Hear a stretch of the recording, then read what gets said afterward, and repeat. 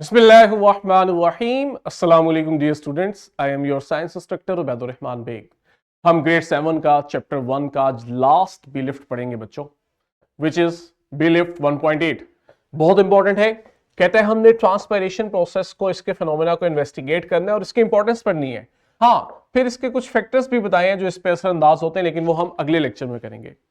फिर कहते हैं आपने ये देखना है कि ट्रांसपायरेशन के प्रिंसिपल के अकॉर्डिंग किस तरह से वाटर रेस कर रहा होता है प्लांट के अंदर। आपने इसको एक्सप्लोर करना है और अप्लाई करना है। मुझे उम्मीद है कि आप ब्रिजिंग एक्टिविटी क्लास में परफॉर्म कर चुके हैं। इसके राइट आंसर आपकी स्क्रीन पे मौजूद है। फोकस हमारा है ट्रांसपायरेशन, एक नया कंसेप्ट है, हम इसे अंडरस्टैंड करेंगे। ट्रांसपायरेशन हम कहते हैं प्लांट्स में तब होती है जब प्लांट्स के एरियल पार्ट से वाटर लॉस होता है वेपर फॉर्म में। एरियल पार्ट से मुराद है जो बुलंदी पे है, जो ग्राउंड से ऊंचाई पे है। जनरली यहां हमारी मुराद लीफ होते हैं।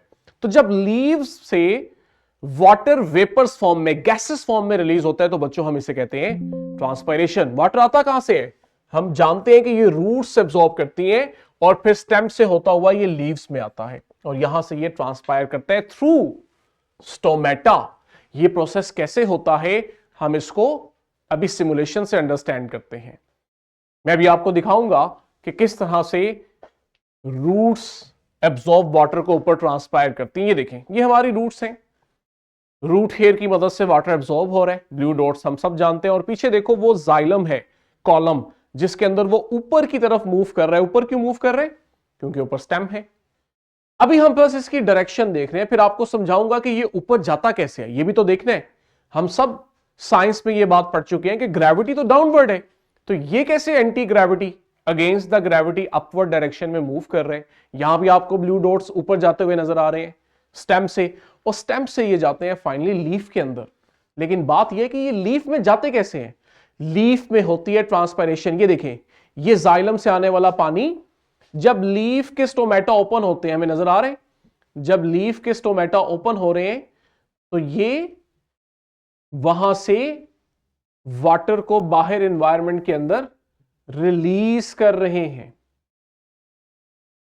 अब जब पानी जाइलम को छोड़ के स्टोमेटा से होता हुआ लीफ में से जाता है तो मुझे बताओ, क्या लीफ में पानी की कंसंट्रेशन कम नहीं हो रही? जबकि रूट्स जहां पे वाटर एब्जॉर्ब हो रहा था, क्या यहां पे वाटर की कंसंट्रेशन ज्यादा नहीं होगी? तो रूट्स में वाटर ज्यादा और लीफ में वाटर कम। इसी डिफरेंस की वजह से तो बच्चों हम देखते हैं कि नीचे रूट में जो पानी ज्यादा होता है वो ऊपर मूव करता हुआ लीफ में आता है जहां पानी की कमी है। और कमी इसलिए हो रही होती है क्योंकि स्टोमेटा से वाटर लॉस हो रहा होता है।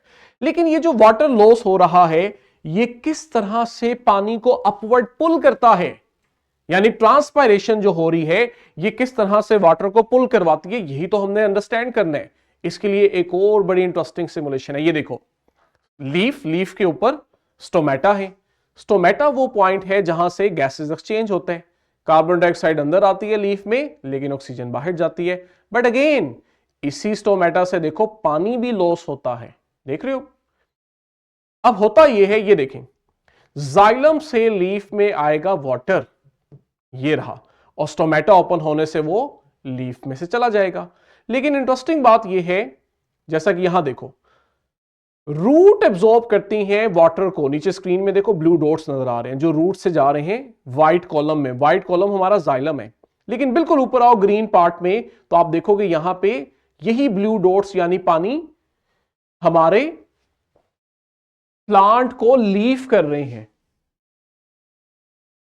देख रहे हो। अब ये कॉलम जो अपवर्ड मूव कर रहा है, ये अपवर्ड इसलिए मूव कर रहा होता है क्योंकि लीफ में यहां पे जो वाटर है वो लीफ को छोड़ के स्टोमेटा से बाहर जा रहे हैं। अब जब आगे वाला पानी मूव करता है ना, तो पीछे वाले पानी को स्पेस मिलती है, वो भी ऊपर की तरफ मूव करता है। और आगे से जो पानी बाहर जा रहा होता है वो पीछे मौजूद वाटर मॉलिक्यूल्स को आगे ऊपर की तरफ पुल करता है। लेकिन यहां पे दो और काम भी हो रहे होते हैं जाइलम के अंदर। बच्चों ये देखो, ये जो वाटर मॉलिक्यूल्स की चेन बनती है, जिसको हम यहां क्रॉस सेक्शन में हाईलाइट करके देख रहे हैं, ये ब्लू डॉट्स पानी है। ये वाटर मॉलिक्यूल्स याद रखो, इनकी चेन्स इसीलिए मेंटेन रहती है क्योंकि इनका आपस में भी बॉन्ड होता है, ये आपस में भी जुड़े होते हैं। इसलिए तो इनकी चेन टूटती नहीं। और जब भी ऊपर वाला मॉलिक्यूल ऊपर मूव करता है तो वो पीछे वाले मॉलिक्यूल्स को भी अपने साथ ऊपर लेके जाता है। लेकिन दूसरा एक और काम होता है कि जहां वाटर मॉलिक्यूल्स की आपस में बॉन्डिंग होती है, वहीं पे ये जाइलम की दीवार के साथ, जाइलम की वॉल के साथ भी जुड़े होते हैं। ये देखो डॉटेड लाइन नजर आ रही है, वाटर मॉलिक्यूल्स के दरमियान भी है और वाटर की जाइलम की वॉल के साथ भी है।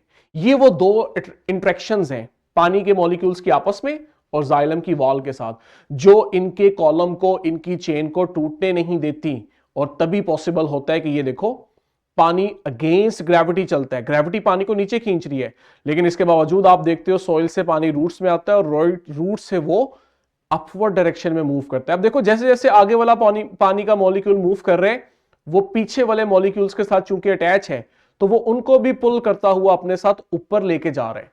ये वो प्रोसेस है जिसके थ्रू आप देखते हो पानी रूट से लीफ में जाता है। लेकिन ये प्रोसेस स्टार्ट तब होता है, ये देखो, जब लीफ में से स्टोमेटा के थ्रू वाटर एटमॉस्फेयर में रिलीज होता है, जिसकी वजह से लीफ में पानी कम हो जाता है। ये जो पानी का मॉलिक्यूल आगे मूव कर रहा है, अब ये पीछे वाले पानी के मॉलिक्यूल्स को अपने साथ पुल करता है और ये प्रोसेस लीफ से स्टार्ट होता होता बिल्कुल नीचे रूट्स तक आ जाता है। इसको हम कहते हैं ट्रांसपरेशनल पुल। पुल क्यों है? क्योंकि चीजों को ऊपर खींच रहा है पानी को। लेकिन स्टार्ट क्यों हुआ था? ट्रांसपरेशन की मदद से। तो ये वो ट्रांसपरेशन का प्रिंसिपल है जो आपकी बुक की डायग्राम में भी दी है, लेकिन हमने इसको सिमुलेशन से बहुत अच्छे से अंडरस्टैंड किया। जैसे ये देखो, हमारे पास इसकी लास्ट में इंपॉर्टेंस है कि ट्रांसपरेशन की इंपॉर्टेंस क्या होती है। रूट्स में जो पानी और मिनरल एब्जॉर्ब हो रहा होता है वो इसकी मदद से पूरे प्लांट में डिस्ट्रीब्यूट हो जाता है। दूसरा, जब ट्रांसपरेशन से वाटर लॉस होता है ना, तो प्लांट्स का टेम्परेचर कम होने से ये कूल डाउन हो जाते हैं, ठंडे हो जाते हैं। और लास्ट पे हम देखते हैं कि इसी प्रोसेस की मदद से हर सेल तक पानी पहुंचता है, तो प्लांट सेल्स टर्जिड रहते हैं और हाइड्रेटेड रहते हैं। हाइड्रेटेड का मतलब उनको पानी मुयस्सर होता है और इसी वजह से उनकी शेप मेंटेन रहती है। नहीं जी, लास्ट में हमारा फॉर्मेटिव चेक है, किताब पे भी दिया है, प्रैक्टिस बुक पे भी दिया है, बी लिफ्ट 1.8 ए पे, और वहीं हमारा थ्राइव भी मौजूद है। मुझे उम्मीद है कि सिमुलेशन ने हमारे लेक्चर को, कंसेप्ट को अंडरस्टैंड करना बहुत ईजी बना दिया हमारे लिए। यहीं से बच्चों इसका लास्ट बी लिफ्ट 1.8 का बी लेक्चर भी हम कल यहीं से कंटिन्यू करेंगे। टिल देन, अल्लाह हाफिज।